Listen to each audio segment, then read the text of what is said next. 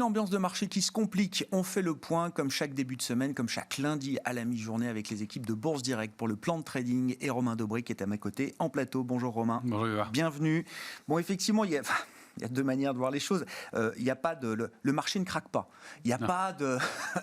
C'est pas le couteau qui tombe. Il n'y a pas de sell-off. Mais en même temps, voilà, c'est un marché qui est encore capable de rebondir. On l'a vu sur la séance de vendredi, encore une fois, Romain, sauf qu'on voit bien que ces rebonds ne nous emmènent pas très loin désormais. Mais ce sont des rebonds de plus en plus bas pour l'instant. Et effectivement, on a une lecture enfin, on peut avoir une lecture en deux temps, une lecture moyen et long terme qui est clairement négative cette fois-ci. On a validé notamment ces structures d'avalement baissier, donc de bougies du mois de septembre qui ont englobé les bougies du mois d'août sur de nombreux actifs. Alors, on en a cité quelques-uns, et il y a notamment le S&P, le DAX, le Nasdaq, et sur des grands indices donc, majeurs, le MSCI World, on ne peut pas faire plus large, et puis sur beaucoup de secteurs aussi. Donc il y a des secteurs qui étaient des secteurs forts, finance, construction, chimie, immobilier, qui n'était pas un secteur fort, mais qui a formé aussi cet avalement baissier.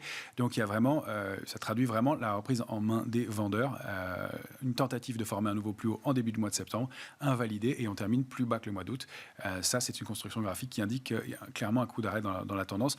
On le pressentait, on l'a vu, ça se confirme vraiment. Maintenant, effectivement, pas de marché qui craque dans l'immédiat, et c'est une lecture de court ou moyen terme qu'on va essayer d'avoir et d'affiner, en constatant qu'effectivement, pour l'instant, les niveaux de support, on est un peu allé chercher le bord du précipice et on a rebondi dessus. Moi, j'y vois plutôt le cas d'un marché qui est en phase de distribution. Ce qu'on appelle la distribution, c'est que les grosses mains qui sont rentrées en mars 2020 et retour, et depuis, commencent à distribuer du papier. Donc, on voit des volumes qui s'étoffent. On a des journées qui dépassent maintenant régulièrement 4 milliards depuis une dizaine de jours sur l'indice parisien. Et puis, une faiblesse depuis le mois d'août sur l'indice parisien, une faiblesse sur les indices américains depuis septembre, donc, et donc un marché qui distribue, même le Nikkei a donné des signaux de faiblesse après avoir touché le haut de son canal haussier. Et donc il y a cette phase de distribution. Alors ce qui est intéressant, c'est qu'à court terme, on peut assister à un rebond, on le voit. On considère dans ces cas-là que le rebond est ce qu'on appelle le rebond du chat mort, le fameux dead cat bounce. Un vieux schéma bien connu des boursiers. Un vieux schéma bien connu du marché, qui fait dire qu'encore une fois, on peut acheter le creux, que le marché va rebondir, rend tout le monde confiant. Et il y a ce consensus un peu détendu, effectivement, qu'on constate un peu partout, dans les avis, dans les intentions, et puis du côté des couvertures aussi, même si la volatilité reste assez tendue, autour de 20. Et ça aussi, il y a un moment où, quand elle reste tendue comme ça pose un problème. Le niveau de couverture est assez moyen dans les portefeuilles, il est juste à l'équilibre. On sait que le ratio doit être entre 0,80 et 1,20. On est à 1 sur le mois d'octobre, sur les niveaux actuels, ce qui est étonnant après le mouvement de baisse qu'on a connu. Habituellement, ces alertes-là, elles créaient un peu de tension et les opérateurs se couvraient un peu plus. Donc là, ce mouvement de rebond possible, potentiel, on va observer en étant très prudent et en surveillant surtout des niveaux d'alerte en dessous, eh bien, il serait alimenté par soit de la spéculation, et on le voit, des mouvements de 160 points de rebond sur le CAC 40 vendredi, entre le point bas et le point haut, c'était important, et puis des mains faibles aussi, qui considèrent que ce sont des points d'entrée sur le marché, et il y a effectivement quelques structures de retournement haussière possibles sur quelques valeurs, à court terme en tout cas, et dont on peut essayer de profiter. On fait de l'arbitrage et du trading. Si on a une vision moyen-long terme, il est temps d'être prudent. Ouais. La toile de fond moyen-long terme, elle a quand même changé depuis un mois. Regardons d'ailleurs là sur le graphique mensuel du S&P 500. Alors ce que vous avez décrit comme l'avalement baissier du mois de septembre, voilà, très éloquent en l'occurrence. Je voulais l'illustrer pour une fois. Une bougie bien rouge. Bien claire, une bougie bien rouge. On voit que la bougie du mois de septembre englobe bien celle du mois d'août. Et ça, encore une fois, c'est le cas sur beaucoup d'actifs, des grands indices. Et ça n'est pas neutre. Et on voit qu'en même temps, l'indice rompt le canal haussier de long terme. Alors j'ai indiqué moyen terme, bon, c'était des terminologies à quelques semaines près, mais on voit que le point bas du mars 2020 est le canal haussier qui a été parfaitement respecté et cette fois-ci enfoncé violemment. Alors pour l'instant, on n'a pas de mouvement de baisse et on voit que l'indice, déjà le 1er octobre, tente un rebond. C'est quand même assez timide. Et puis on constate aussi qu'on a abandonné, on est sorti par le haut du canal haussier de long terme, celui qui est en violet, depuis longtemps, et qu'on l'a largement débordé, avec des retracements, alors qui donneraient des mouvements jusqu'à 13-15% sur les cours de clôture de vendredi, serait possible pour aller rechercher cette tendance, pourquoi pas. La majorité des indices donnent des moments de retracement pour, si un mouvement de baisse se déclenchait à vendredi soir, de 8 à 10%. Donc ça, c'est le niveau cible. Par rapport au niveau de vendredi soir. Par rapport au niveau de vendredi soir en clôture, 8 à 10%. On voit qu'on peut même aller chercher un petit peu plus loin si on va chercher des niveaux historiques. Et puis pour l'instant, le mouvement n'est pas déclenché, donc on le surveille et on va voir d'où il part, mais c'est le déclenchement qui serait possible. Ouais. À court terme, alors sur un graphique intraday, cette fois, prenons le S&P 500 toujours comme référence, où vont se situer les zones de bataille là, Romain? Alors, la zone de bataille sur le S&P, elle est aux alentours de 4232, entre 4232 et 4283. On a un support important. Et puis, on voit justement ce qui vient illustrer et étayer cette idée que le rebond est possible à court terme, une figure de biseau baissier. Alors, comme son nom ne l'indique pas, un biseau baissier, c'est une figure haussière, probablement. C'est-à-dire que le marché consolide et va évoluer à l'intérieur de ce triangle qui pointe un peu vers le bas, avant d'en ressortir normalement par le haut, pour aller rechercher en général le plus haut du biseau, c'est-à-dire les tops du S&P. Alors, c'est une configuration qu'on surveille. On surveille aussi les niveaux d'alerte en dessous. On va voir comment on se comporte à l'intérieur de cette structure. C'est une feuille de route, encore une fois. C'est pour ça qu'il y a deux flèches et deux scénarios possibles. La sortie par le haut est l'objectif maximal. On surveillera quand même des niveaux de 4435, qui sont des niveaux de résistance importants aussi.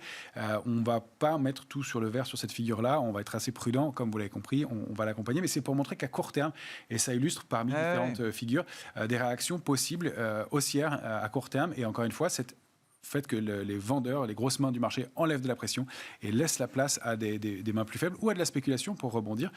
Donc des mouvements qu'on peut essayer d'accompagner, d'arbitrer, mais qui sont à surveiller avec un ratio risque-rendement par rapport à des cours de vendredi qui n'était pas inintéressant, mais qu'on va jouer par petites touches vraiment. Et un risque, que vous le voyez, si on duplique l'ancienne structure haussière, qui donne exactement 8 à 10% de retracement sur cet indice-là. Alors, il n'y a pas le Nasdaq, mais on aurait pu l'utiliser en illustration. Sur le Nasdaq, c'est la même chose. On a été touché, quant à lui, le bas du canal haussier de moyen terme, et on a été rebondir dessus très vivement vendredi soir pour former une bougie qu'on appelle un marteau, donc une grande mèche basse en bas de canal, et un petit biseau aussi peut-être qui permettrait d'alimenter un rebond aussi sur le Nasdaq. Donc on a ces structures qui demandent à être confirmées. On n'est pas sorti de la structure par le haut, donc pour l'instant c'est juste une feuille de route, encore une fois, mais on a cette possibilité à court terme. On va la monitorer, encore une fois, selon son horizon de temps, avec plus ou moins de prudence. Attention aux horizons de temps, on peut avoir une forme de dissonance dans les marchés avec des rebonds de court terme, mais qui ne changerait pas la toile de fond moyen-long terme qui est désormais plus négative. Clairement. C'est ça. Clairement négative. Que nous dit la volatilité? Du coup, c'est un indicateur qu'on va se remettre sous les yeux. Le VIX américain, la volatilité du marché américain, on voit bien qu'elle repart à la hausse et qu'elle ne rebaisse pas. Pour exactement. Le coup, hein. Exactement. Depuis le mois d'août, et même on peut aller chercher jusqu'en juillet, on n'a pas formé de points bas de plus en plus bas, mais des points hauts de plus en plus hauts.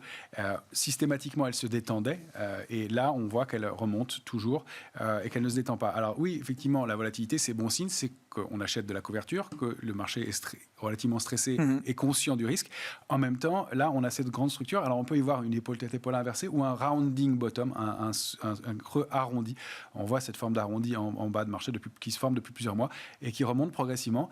Alors, on est allé tester les 21,50, on est allé tester les 28. Ça montre qu'il y a un marché très harmonieux, un canal baissier qu'on va assez proprement tester, mais on n'est plus allé chercher la borne basse du canal. Et si on revenait de tester les 28 et les déborder, ce serait le signal d'une accélération baissière plus marquée.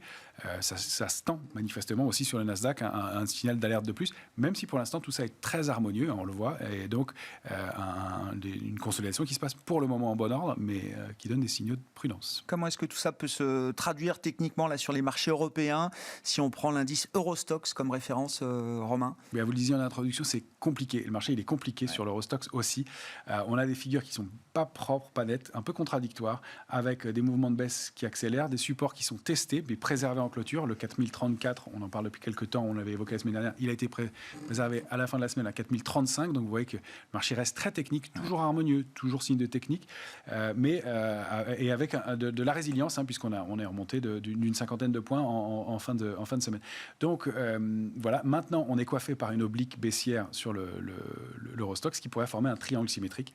Généralement, un triangle symétrique, c'est une figure de continuation haussière dans 60% des cas. Donc, continuation haussière quand on monte et continuation baissière quand on baisse. Là, on est plus mitigé et cette grande bougie rouge nous invite à la prudence. Donc, on remonte notre seuil d'alerte. Il est à 3982, même la zone 4034 et 3982 en clôture, son niveau qu'il faudra enfoncer en clôture. Si c'est le cas, de la même façon, en dupliquant le triangle symétrique vers le bas, on trouve des niveaux de retracement de 8 à 10%. Tout ça, c'est aussi un signe d'harmonie sur les marchés. Consolidation complémentaire possible. Pour l'instant, on rebondit. Marché plus piégeux quand même, de ce que je comprends, avec des risques de faux signaux ici et là qui vont rendre peut-être la lecture des choses un peu plus difficile. Complètement, on ne va pas chercher exactement les cibles.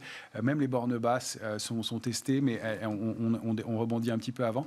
Et puis, il y a cette notion de biseau qu'on retrouve beaucoup, biseau baissier qu'on retrouve sur beaucoup de marchés. Bon, qu'en est-il du CAC 40 si on prend le futur CAC sur une vision journalière, Romain? Alors, il y a eu beaucoup de niveaux, parce que je sais qu'il y en a qui l'utilisent en trading, donc je laisse pas mal de support et de résistance intermédiaire, mais on a détecté avec le point bas de vendredi à 6405 points, la formation d'un triangle symétrique aussi, plus net sur le CAC 40, qui pointe alors, au maximum jusqu'au début décembre.